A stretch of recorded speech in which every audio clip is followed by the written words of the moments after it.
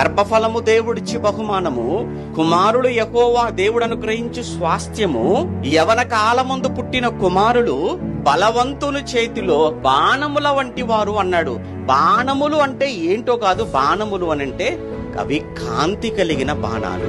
కాంతి అనేది రావాలి అంటే, వెలుగు రావాలి అంటే మండాలి. మండటం అన్న మాటకు అర్థం ఎలా మండుతున్నారు? దేవుని కొరకు మండుతున్నారా? దేవుని కొరకు మండే పిల్లలుగా ఉన్నారా మన పిల్లలు?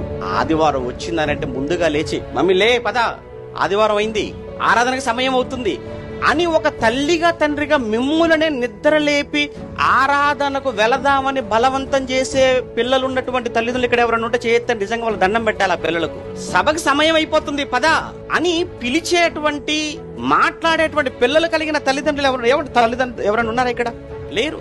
వాళ్ళు బ్రతిమిలాడాలి, వాళ్ళకి తాయిలాలు ఇవ్వాలి. వాళ్ళకు ఏంటి, ఏదో ఓటుకు ఏమండి డబ్బులు ఇచ్చినట్లుగా, ఓటుకు నోటు అన్నట్లు మన పిల్లలు చర్చికి రావాలంటే కూడా వాడికి ఏదో ఆశ చూపించాలి. మనం ఏదో ఆశ చూపిస్తే తప్ప వాడు మనతో చర్చికి రాడాడు.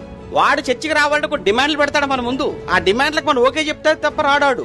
ఇది నేటి మన పిల్లల పెంపకం అంటే. ఎక్కడుంది చెప్పండి మంట? వాళ్ళు ఎక్కడ వెలుగుతున్నారు? వాళ్ళు వెలగటం లేదు అనంటే అది బాణాల్లో లేవన్నమాట, ఆరిపోయాయి.